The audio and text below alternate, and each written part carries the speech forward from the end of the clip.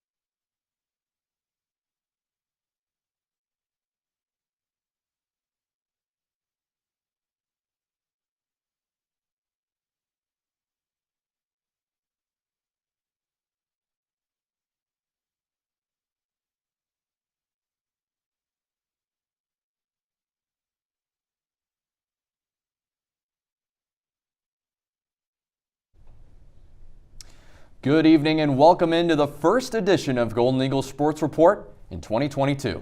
Tonight, we look at men's basketball team's unprecedented success, the latest on the women's basketball team, and the biggest headlines around the NFL. So get ready, Marquette Nation, because Golden Eagles Sports Report starts right now.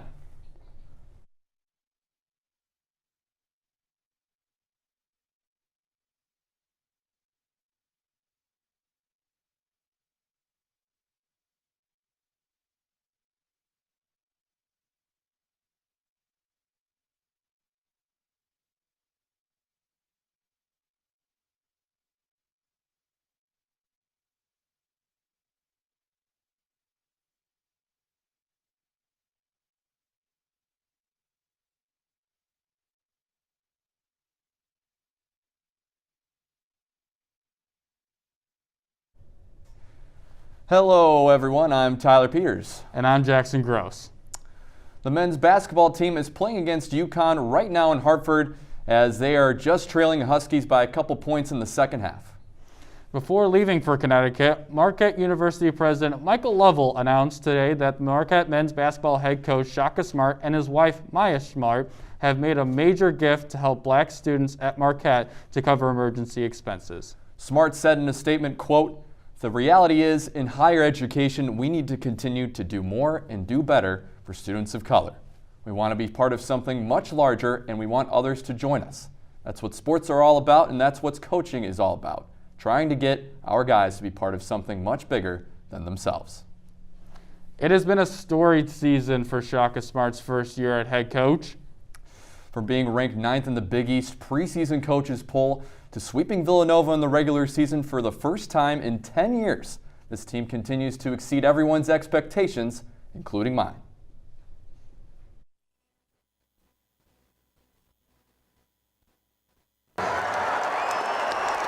Proving people wrong.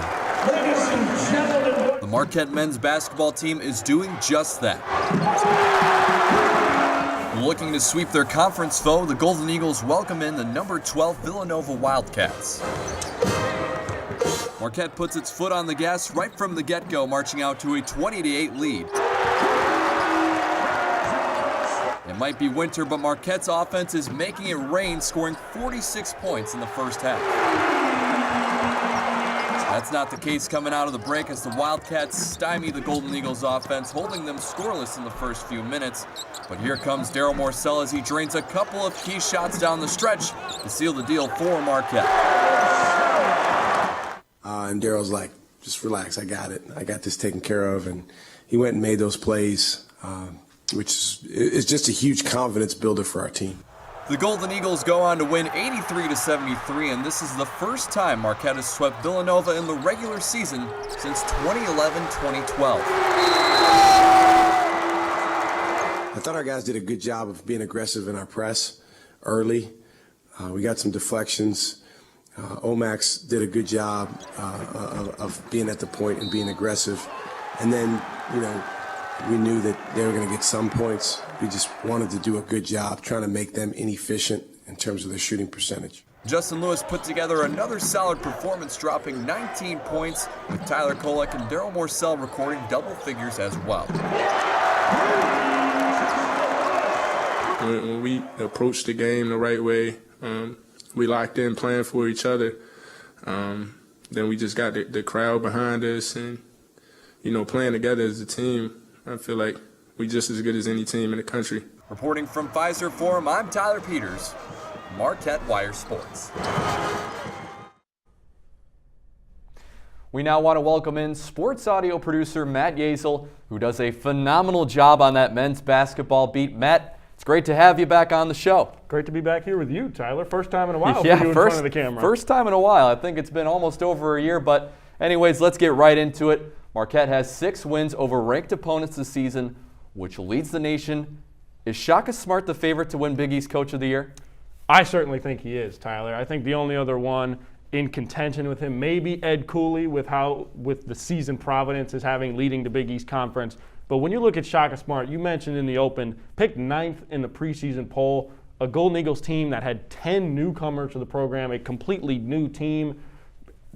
Coach Smart coming home to Wisconsin and working with a bunch of brand new guys, completely brand new situation, and somehow he has found a way to have the most successful Marquette regular season in a long time.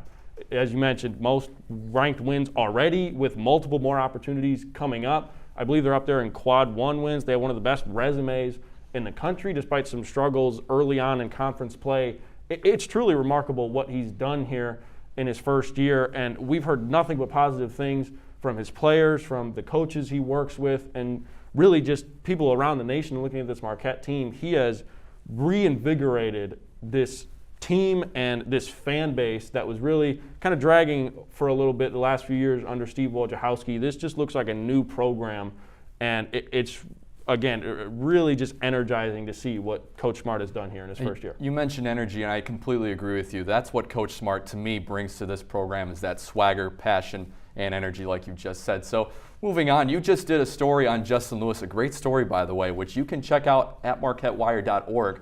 He's a strong candidate to win Big East Player of the Year. What makes him so special as a player? Yeah, well, thanks a lot. I got you on the plug, by the way. Yeah, thank you.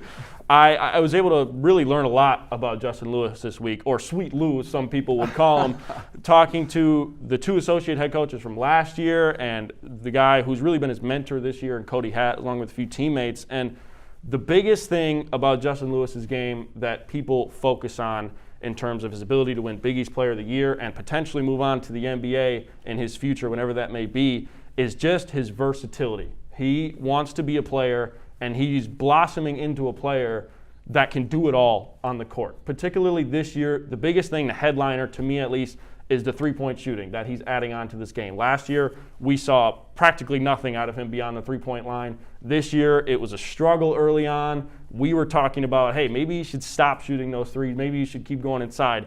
Well, thank goodness he's not tuning in and watching us and listening to us talk, because he has been shooting the ball lights out lately, and it is a huge reason why Marquette is playing so well right now. Well, yeah, you look at his three-point shot, as we just saw in those highlights, it just looks so much more natural than it did before. So that's definitely been a part of his game that he's vastly improved. But let's take a look at what lies ahead.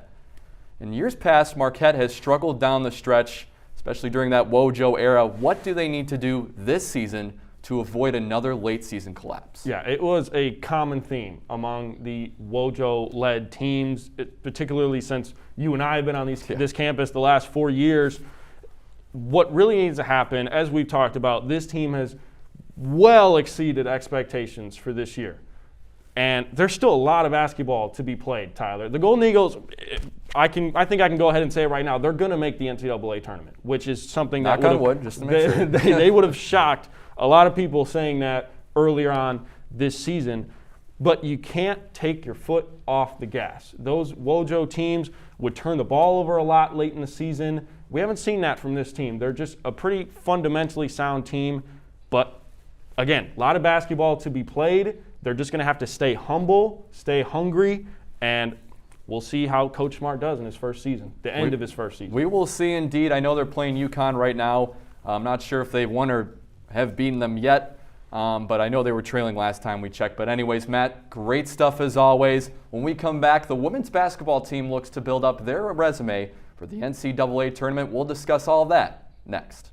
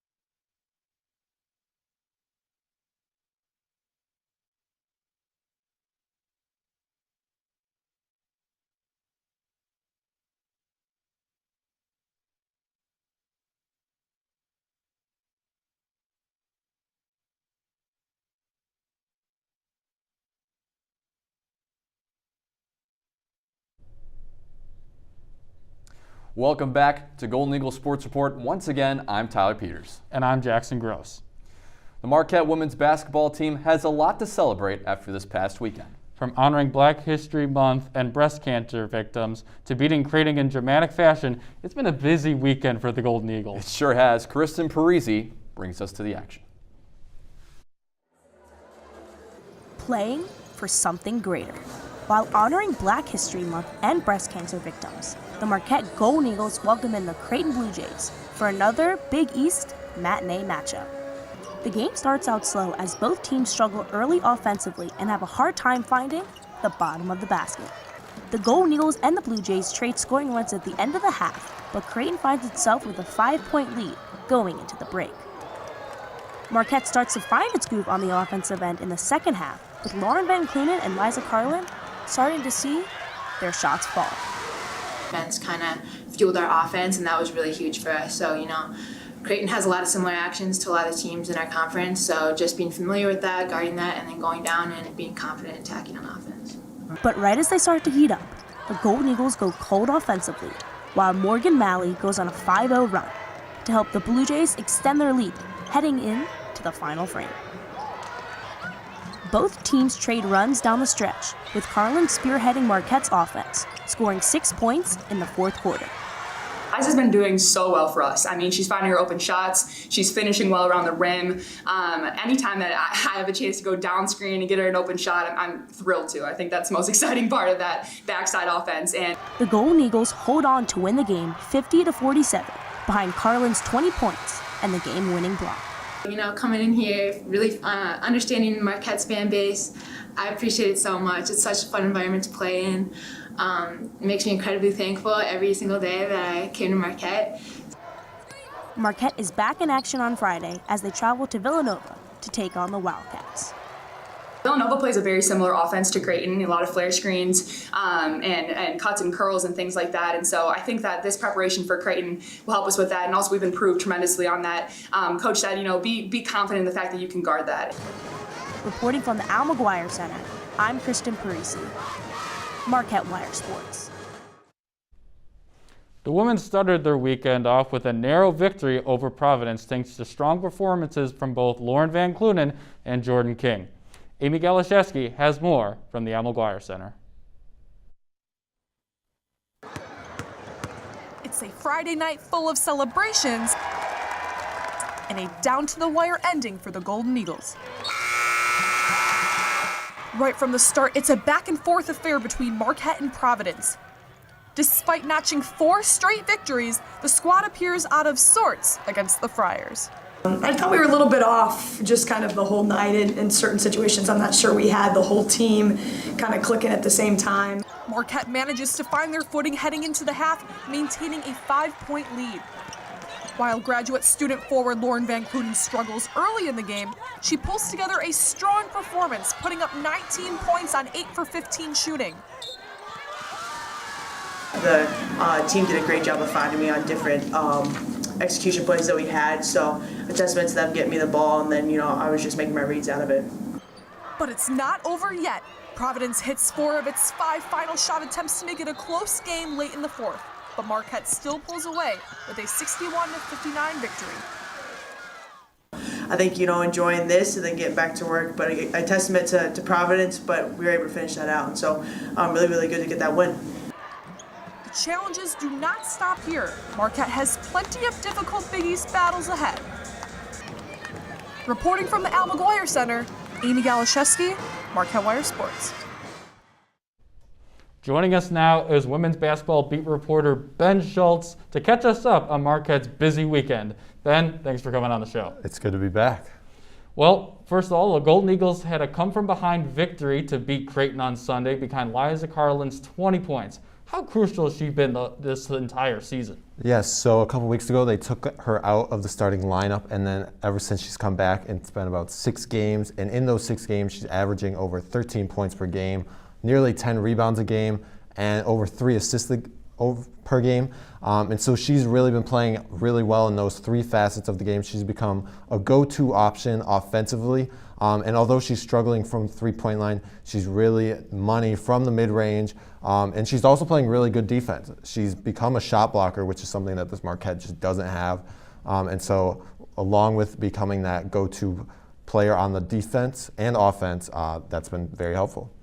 Although the team went 2-0 this weekend, their offense kind of seems to be out of sync. Chris Mclaughlin was held to only 2 points and 1 shot attempt against Creighton. What adjustments need to be made? I think they need to get Mclaughlin going early. If they can get shots up from deep, that's going to help space out the floor for them to go to Liza Carlin and Lauren Van Clunen. So if they can spread the floor, get Mclaughlin involved early, that's going to be key for them going forward. Mclaughlin, who, like you said, just had the 1 shot in the fourth quarter, that's something that I don't think should be happening, and I probably won't happen going into this big weekend. Now, Marquette has a tough matchup coming up this week as they're traveling to Pennsylvania to take on Villanova on Friday, and then the big one, UConn, on Sunday. What does Marquette need to do in order to come out with the dub? Yeah, so I think in the Villanova game, they start their offense through 2 of their forwards, and so that's a little bit of a different look. Their forwards carry the ball a lot, and then UConn's it's UConn. They're a really good team, so I think they need to try and play inside out, get down low, go to their go-to scorer in Lauren Van Clunen, try and get Mclaughlin on the wing hitting some three-pointers, which is something that she does so well, leading the Big East in three-point percentage. So if they can get her some open shots running off screens or running some sets for her, I think that's going to be a key piece to them potentially winning this weekend. Yeah, and even without Paige Buchers for UConn, how tough is that matchup going to be? Yeah, they just beat one of their rivals, Tennessee, over this past weekend. So I think that UConn's coming in hot. Marquette's been playing well defensively, maybe not so much offensively. So I think that game against Villanova is going to be really important. So if they can get that win, that'll bring them some momentum going into that big Sunday showcase. Well, Ben, we appreciate your insights so much. Coming up, we'll be talking about the biggest sporting event in the nation. Also, Tom Brady retired, but he may not be done just yet. We'll cover it all after the break.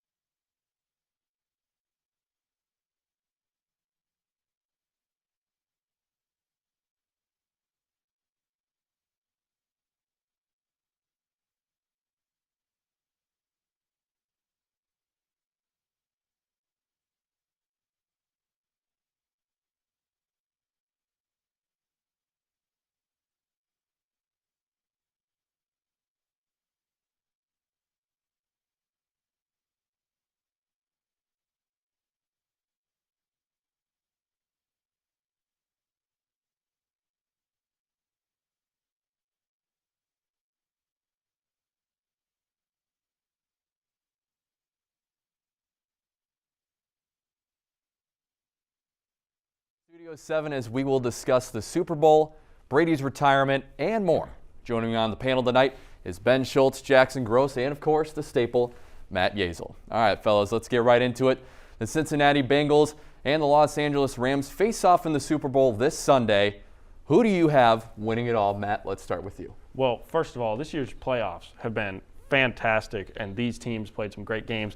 last week, even though, I'm a little salty hometown Packer fan. Obviously had a quick exit in this year's playoffs, but it's been great. And last week, the Bengals, that comeback win. I mean, if you weren't rooting for the Bengals last week, something's wrong with you, unless you're from Kansas City, obviously.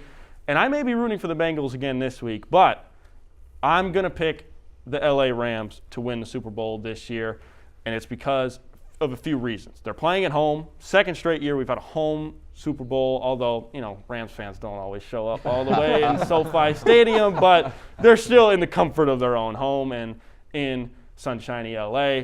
I think this team is just built for the Super Bowl. They put all their chips on the table. This is what they were building for all year. They had big trades for Jalen Ramsey, Matt Stafford, Von Miller. I mean, Odell Beckham Jr. they signed this year. I mean, the star power on this team is crazy. And I think they've had some real gritty wins against some great teams in this year's playoffs. I think the Bengals are kind of the new kid on the block. Love me some Joe Burrow, but I'm going to go with the home team.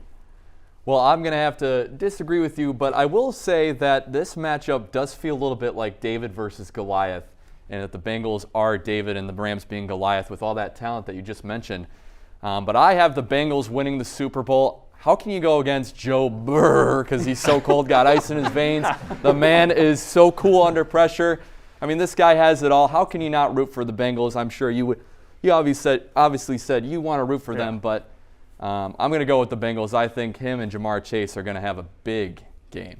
Well, while Joe Burrow might be cold, he's going to feel some heat from that Rams pass rush. I mean, you got Aaron Donald, you got Von Miller, and then you still have Leonard Floyd, who has been fantastic since he left my Bears. But that's neither here nor there. But no. And then you have Jalen Ramsey, who's saying he wants to shadow Jamar Chase the entire game. That's going to be difficult, especially with some of the injuries in the Rams secondary. But overall, I think it's got to be the Rams. It's got to be Matthew Stafford. I mean, they have, besides Odell Beckham, they have Cooper Kupp, who Fantasy MVP. Fantasy MVP. And if there wasn't quarterbacks, he might be league MVP. Just winning the Triple Crown. Yes, it was in 17 games, but who cares? It's a new year. It's a new season. But and Odell has shown up in these playoffs. Yes. Throughout the season, there were some question marks about him when they signed him, just off of waivers. I mean, there were a lot of doubts about just Odell in general, but he has showed up in these playoffs, and it's, arguably the best wide receiver duo in the league right now. Maybe the Bears can sign the Odell in the offseason. But Ben, let's get over to you. Who do you have? I'm going to take the Bengals. The last time Joe Burrow was in a game like this, it was in the national championship when he was at LSU. And you know who his teammate was? Jamar Chase. They're back in another big game. And the last time, like you said, Jalen Ramsey was talking a little bit of smack before a game against a big receiver. He got burned by Devontae Adams multiple times. I think that might happen again today. I think Joe Burrow has the confidence to do it. He's got his LSU guys. They have a great running back in Joe Mixon as well. Great wide receivers out there. So I think that Joe Burrow's confidence above all else, and then a great rookie kicker as well. Yeah, that's why you draft a kicker, right? Exactly. You see that tweet all the time, I feel like, from the Bengals. So I think that's going to propel them to winning the Super Bowl. All right, well, good stuff, but we'll move on to the next topic here. Tom Brady shared his thoughts on coming out of retirement on the Let's Go podcast, saying, quote, "You never say never. I don't know how I'll feel 6 months from now. It may change, but it most likely won't." Guys, is Brady toying with everyone here, or is there a legitimate possibility he comes out of retirement like a Brett Favre situation that we saw before? Yeah, I think, like you said, Brett Favre, as a Packer fan, it hurt to see him just come back and come back. But we ended up having Aaron Rodgers, so it worked out. It worked out well for us. Maybe not so much for the Jets and the Vikings. But I don't think we're going to see him back. He's too old at this point. I mean, he played well this year. He had arguably an MVP candidate season. But I think Giselle, his wife, is probably just going to say it's time for him to be done. I don't know, man. I mean, I certainly hope he's done. I feel like a lot of NFL fans are kind of tired of the whole Brady thing at this point. But would I be shocked if he was like, next week he could be like, you know what, I'm just going to come back. I wouldn't be shocked. He can still play at an elite level. As you said, he might win MVP this year. And there's no real reason as a player that he has to retire. He may be old, 44 at this point, 45, something up there. I mean, but he's still playing better than most, if not all, the other quarterbacks in the league. So would I be shocked if he came back? No. Do I want him to come back in any capacity? No. Well, I mean, he just had an MVP caliber season, and the guy says, I want to play till I'm 50. But then he flips on us and decides to retire. So it's like, what does he want? I don't know what he wants, but I think Tom Brady, to me, I think it'd be foolish to not go out and play another season or 2 or 3. The guy still has gas in the tank and can win more championships to further solidify, if we don't agree on it already, that he is the GOAT of all sports. So those are my thoughts on Tom Brady. I can't say that he's the GOAT of all sports. Ooh. As much as Tom Brady has set numerous records and team accomplishments, I think it'd be a heavy discredit to Wayne Gretzky to get that out of the way first. As a hockey fan, I'll let that one. You opened a whole can of worms. I'll let that be legitimate. But getting back onto Brady, I think as of February 4th, he has 15 million reasons why not to come back. He got a $15 million bonus from Tampa Bay on February 4th. So I think, as everyone has pretty much said here, as much as I'm praying he doesn't come back, because he has tormented everyone in the NFL for 20 years, 21 years, whatever it's been. I just think he's going to stay retired. His body is taking a beating. You got Bucks have a lot of free agents coming up, and Ryan Jensen, Chris Godwin, and it's going to be tough to bring those guys back, especially with Godwin being injured. But please, Brady, be done. You talked about Brady's legacy and how he could add on to it. I think part of why he's retiring is that he doesn't need to add on to it. He's already, at the very least, the greatest football player of all time. I feel like most people, that was an argument for a while, but I feel like most people, including us Aaron Rodgers fans, have agreed to that. GOAT of all sports, I don't think that's ever going to be a consensus agreement. But I don't think he needs to add anymore. I think, maybe he got bored.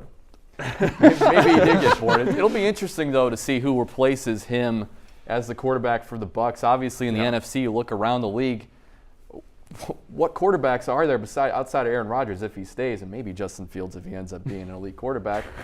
Who's out there in the NFC that's a legitimate quarterback? I mean, we got Matthew Stafford. Stafford playing in the Super Bowl. I think Kyler Murray. Still has some to prove. Very talented, though. Unfollowed. Oh, yeah, you saw that. Yeah, that's deleted everything. He might be playing some baseball. He might be going back. We'll see. He's got some pictures with some Packers players. No. I could not handle. I could not handle Kyler Murray bringing some green and gold for 15 years. I would hate to see that. I hope the Packers suck for the next billion years after Rodgers leaves. But anyways, good luck with that. Thanks for the great discussion, everyone. We're out of time, but be sure to tune in next week for all our coverage of Marquette sports and more. Once again, I'm Tyler Peters. Good night, Marquette.